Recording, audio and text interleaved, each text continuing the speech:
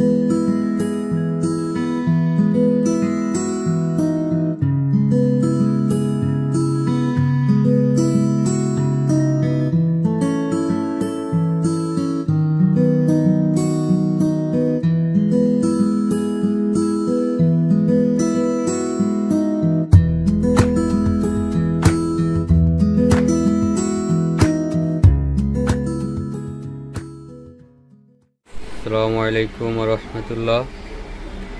আলহামদুলিল্লাহ, মনিটরটা সার্ভিসিং করার পর 100% ওকে হয়েছে। আপনাদের কারো মনিটরে যদি এরকম কোনো প্রবলেম হয় আপনারা যোগাযোগ করবেন, ইনশাল্লাহ 100%ই সমাধান দেওয়ার চেষ্টা করব। HP-M22F monitor display problem servicing করার পর 100% ওকে হয়েছে।